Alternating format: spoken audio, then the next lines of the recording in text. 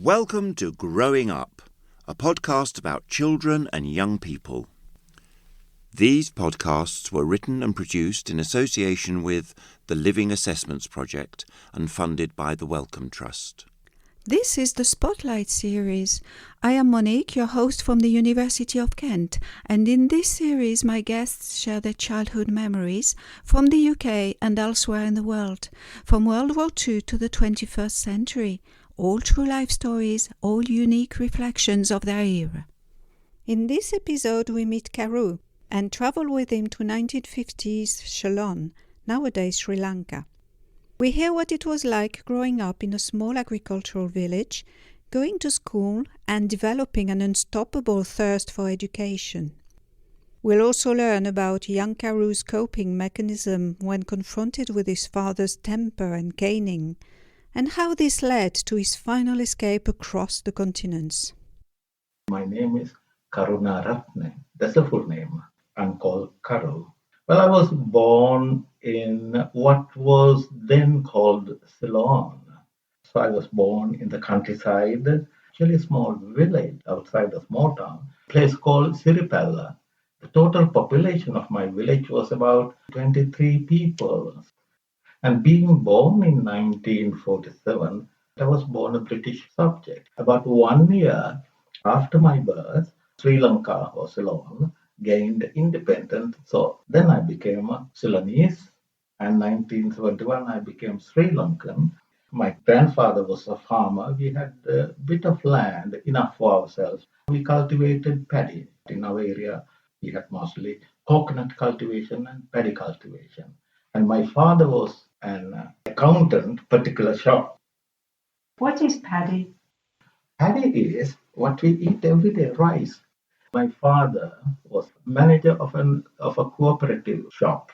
My mother was a housewife. We all lived under the same roof. My grandparents and my parents, and I'm the eldest in the family. I have 3 siblings, 2 brothers and 1 sister.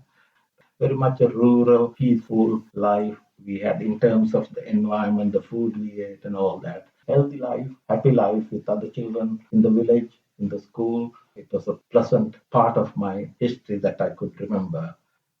One of the first things I remember, one day there were a lot of women in my house, in the kitchen. They were making food and there were men also. So I hanged on to the veil of my mother's skirt. In Sri Lankan women, they have a veil hanging out. So I hanged on to that and I said, Mummy, take me with you. And she was carrying a pot of rice. And then she said, hang on to my veil and come with me. And then a few days later, when the monks arrived for almsgiving, that is, 20-odd monks came to our home. And then also I was scared. I was crying. And my father came and he knocked on my head and he said, shut up, your mouth, shut up. Be silent. And I remember that incident. So these are some of the early memories. You mentioned a very small village. Was there a school in that village? Well, we call it village school, but it was in that neighboring little town. Local Sri Lankan landlord donated the land for the school.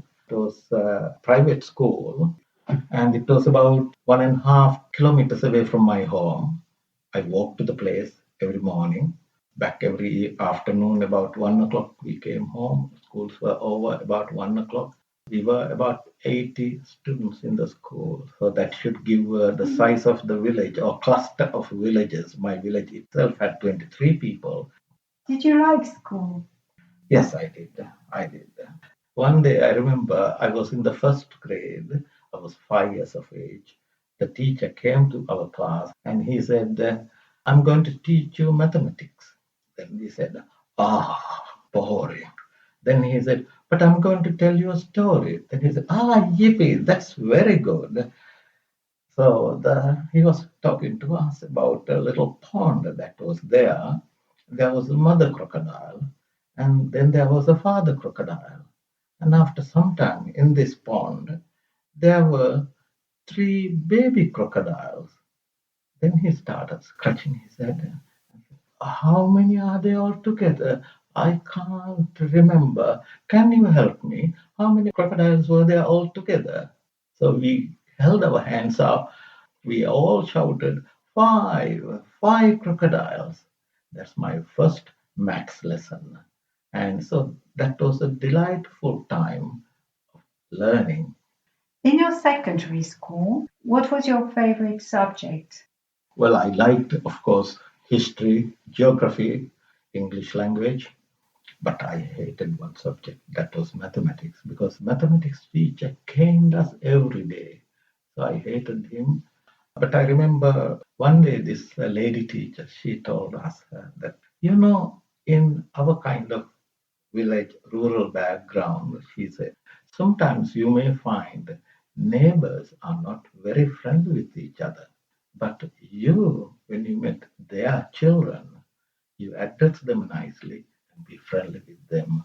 We don't have to carry with us the burdens of our parents. Can you remember if there were any disabled children in your school? Yes, there were.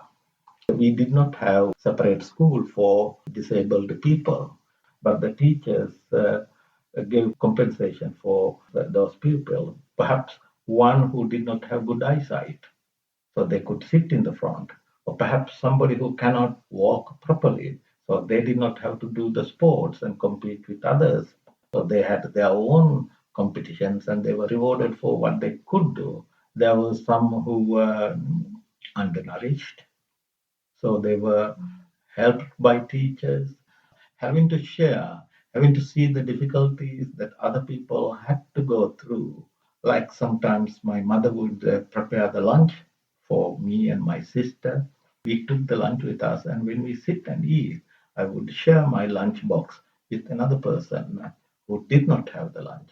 And then on the way home, we pick some berries and eat. What you describe seems like a very nice little community at school. May I ask you, though, whether you ever witnessed something that would be called bullying behavior, whether from the part of the pupils or from the teachers? You did mention that maths teacher with a cane. Yes, there are teachers who bullied children, and then there are other school pupils who bullied their classmates. We come from a disciplinarian background, a little bit of Victorian morals when it concerns school children, school governance, and all that. There were teachers who believed in Victorian morals, so you have to punish the child to get him behave. So you obey the rule and order in the country because you fear punishment. They believe that that is how the people have to be brought up. So there were teachers like that. So they had the cane with them. They caned students very regularly. Then there were lady teachers. They were different. They were more like elderly sisters. So they were very kind. That's my experience. Others might say there were lady teachers who were equally cruel, but my experience is that almost all the lady teachers I had, they were very kind, and one or two men, they were a little bit too rough. But I know they, as fathers, they failed in their families towards their own children. Later, I learned about those things. And then from other children, bullying was there, and that happened at a time when society was vertically fragmented. We have the landed class, we have the wealthy who have their own shops, and then the farmers' children, and then the workers' children. They come from that vertically fragmented society, that background. So somebody's child might want to show his father's strength when he comes to school. He behaves like his father would towards another villager. These children were not bad, but that's the culture, that's the social system they knew. Of course, being 5, 6, 7, 8, you don't know much. You can't analyze your own things. You just emulate your parents or somebody else. There were heartbreaking moments. There was a certain girl, I remember her name, Annie. Quite unusual because in Sri Lanka we have Sinhalese names, even in the British time. But this little girl was called Annie. Very poor parents. Actually, she was with us for 1.5 years in the school, and then father had to go somewhere else looking for jobs. She was neglected by others. The other girls didn't want to take her into their teams when they wanted to play games during our lunch break. So I noticed that, and she's sort of in my mind. Did you notice affinity groups amongst children? I know you've described some class consciousness, but would there be groups, let's say, for example, the studious ones, the fashion ones, such groups, and were you part of one, maybe as a teenager? I liked reading. I had my own group. I was the only one to read books. And in the village, we didn't have library. So we had to buy books. I had to travel 12 kilometers to school. So sometimes I would walk home and collect money over a period of 1 month. So walking 12 kilometers in the Sri Lankan middle of the day when it was hot. So I saved money and bought books. I had my own dream. So after school, when I came home around 5 o'clock, 6 o'clock, sitting at the paddy fields, looking at the line of paddy fields all the way reaching the horizon, seeing autumn colors in the sunset sky, and then imagining that someday I'm going to fly through those clouds and go to land beyond. I remember distinctly sitting there and every day sitting and dreaming, and passers-by would even stop and ask, "What are you doing? What are you talking?" Then another day I went to that place with a book in my hand. I was reading the book, and then came a drunk who walked by and saw me sitting and reading a book, and then there was a bull standing there next to me. I was talking loud, and then this man stopped and he said, "If you go on doing like this, Bull is going to learn those subjects before you can." I felt so ashamed. I was a loner. I read my own books. I didn't go out. And one reason was that my father was not very happy that I go and mingle with other children. Of course, there were some who went fishing, which I didn't like, and their fathers drank alcohol. So we didn't do that in our family. So in a sense, I'm grateful that I was kept away from some of those children, but I missed out on the chance to meet with and learn from some other students who were very bright cases. Did you not have a best friend? No, I didn't. Well, one boy who encouraged me to, no, I was about 60, 15, 16. He encouraged me to learn something on my own. I learned psychology, I learned philosophy, and this friend interested me in studying Hindi language. So we studied together, and one day he said, "We write to the professor of philosophy and Hindi at the university," and she says, "Yes, we can meet him, so we go and see him." So that's what we did, and we wrote to him, and he said, "Yes, do come." So we went there, and he helped us. My friend was 15, 16. I was roughly the same age. We went there, two little boys from the countryside mingling with the university students, and of course much junior than them by age. They were the friends. They were not the friends to run along the streets, play with balls, not like that, but people who gave some vision in life. These were the friends, and others were kind of imaginary friends, like Gandhi. Village friends, no, I didn't have. I was a loner, and my friends were my books. If you could remember your school as a smell, what would it be? Well, it is quite an unusual question. When I think about my school, the mango, in the night, the bats come to feed on those fruits. And when we go there in the morning, so this whole schoolyard is full of those fragrances. Of course, that is in addition to the girls who wash their hair in particular soaps, and they turn it into a bun or braid it and come to school in the morning. For the first 2 hours, it is a jasmine flavor.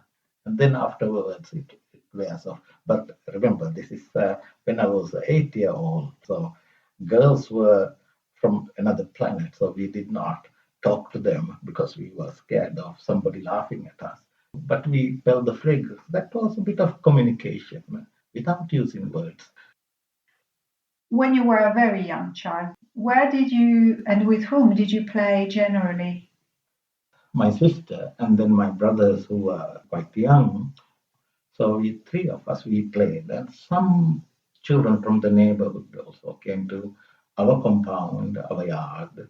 So we played together. We played hide and seek, climbed trees, and we were the ones to pick mangoes. And girls would stand under the mango tree, wait for us to throw them down some mangoes. We had a lot of laughter. Otherwise, in the school and outside, we did not go to mix with others because that was not permitted by my father. My mother was happy about it, but my father thought that we should not play with other children in the village. But then again, when I started reading novels, reading books, then I spent much of my time reading, so I didn't miss out on going out to play. It's not the first time you've mentioned your father being quite strict. Mm. Maybe now is the time for you to explain a bit to us the dynamics in your family. How did your parents behave towards you guys, children, and maybe towards each other? What was the general atmosphere as well at home? We were a happy family as a family, and also my sister. We were very happy. Around 6:30 or 7 o'clock, my father would come home. Then we were all silent. Nobody would know that there are children in the house. If somebody would ask a question, we would answer that. Otherwise, we don't talk. We were very scared of my father. He had his own vision of us, what he wanted from us. We come from a comparatively poor family, so he was interested in that we would have a job that would pay well, we earn money. Nothing else is important. My sister would one day get married, go away. Then I was the one to stay home. So I should be carrying the burden of supporting the family when my father is unable to do that. So it is during that period when I was 15, 16, 17, in that age, he took me out of the school. He said, okay, you learn a job. You don't have to go to school. My mother was very unhappy and she wanted me to go back to school. And I wanted to go to school. And so somehow I went to a temple school, and it is there I met this friend. We learned Hindi language. But my father was very unhappy about that. He just wanted me to finish my O levels and perhaps A levels and get a job. And realizing that one motivation for learning Hindi was that, well, when I was 15, I ran away from home because I could not stay there because my father I thought he was a little too cruel on me. I ran away from home, but being young, I couldn't manage on my own. I didn't have any place to stay, no food. So somehow 1 week later, they found me somewhere and took me home. Then my father became much more cruel towards me. So then I learned Hindi. I thought, I didn't tell anybody, but I thought that someday I will run away. So you will not catch me. I will run away to India. So I learned Hindi and made some contacts with some very nice people. For the first time in my life, a man other than my mother's brother, he was the one who called me son. My father did never refer to me as son. So that man, he called me son. So I was in India. After 2 years, I had a bit of savings. And with the savings, I came to Europe overland. I didn't have money to fly via Pakistan, Afghanistan, Iran, Turkey, Greece, Bulgaria, Yugoslavia, so Romania, and then I came to Italy. I didn't have any money left. Worked for 1 year, saved money, and tried to settle down in some country, one or the other. Finally, I ended up in Sweden, where I got the visa to stay.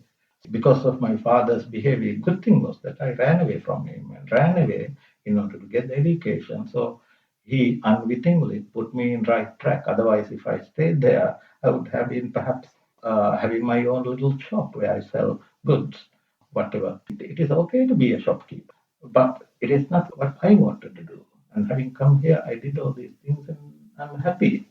I'm happy of the achievement.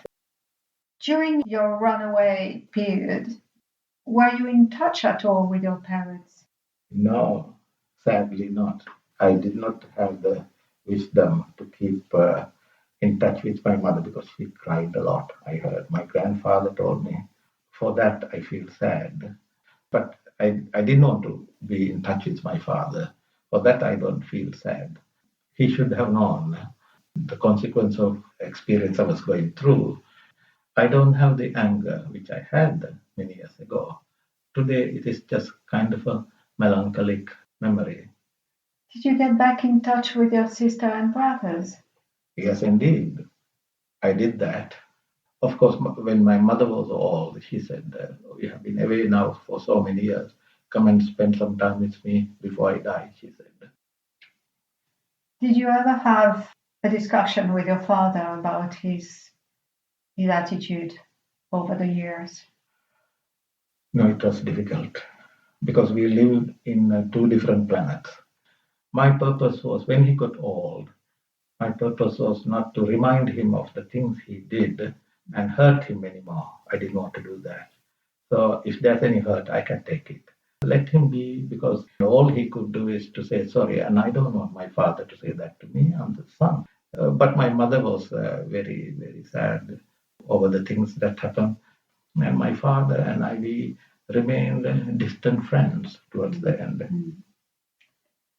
Well, after listening to this amazing story, here I come with very easy question about food and eating, because I'm curious. Did you and your family eat your meals together? Yes, we did. That's one thing that was good in our home. We have this habit of sitting together, not the lunch, but evening. That's when everybody was at home. But the problem there was that was the time when my father started blaming me for one reason or another, or for without reason. So I don't have good memories from sitting together, taking our meals together. It is What was your favorite food, Karu? fish, fresh fish. But of course, whatever my mother made, that was my favorite. What a lovely answer. Was there any foods that you disliked? We didn't have a lot to put away, saying that I don't like this thing. So whatever we had, I ate it.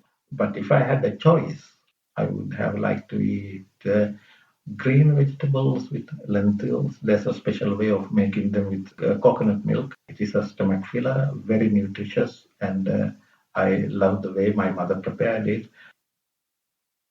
In your community or in your family, were there special occasions for special meals, like we would have here Christmas or maybe your birthdays? Celebration of birthdays, that's not a common feature, not those days. In Sri Lanka, we didn't celebrate birthdays. That again, being from Buddhist background, the birthday is not something to celebrate. But we had the Sri Lankan New Year Day, that was 14th of April every year. We celebrated that, and then Buddhist Jubilee, that is the month of May. All these were communal. So it is not like here, Christmas dinner, that's only for the family, perhaps the extended family. We all get together either at the temple or in the marketplace or in the home. Visitors would come, relations would come from distant places and visit us over a period of 2 weeks. One day, one family, another day, another family. And then we also would go and visit them in return. And we share cakes and other things we make in our homes. Well, that definitely makes up for no Christmas. What do you remember, if anything, about going to see the doctor? No, I never went to a doctor. Never went to a doctor, except once one dentist who came to visit our school. He made some nasty remarks about my mouth hygiene. He said, "You have a lot of plaques. So why don't you go to a dentist and get them cleaned?" So otherwise, I don't remember ever going to a hospital. No, I have not been to doctors. In the village, if we had a fever or headache or dysentery, after the rainy season, drinking water from the creek after eating our lunch, school lunch, we would go to this Ayurvedic doctor.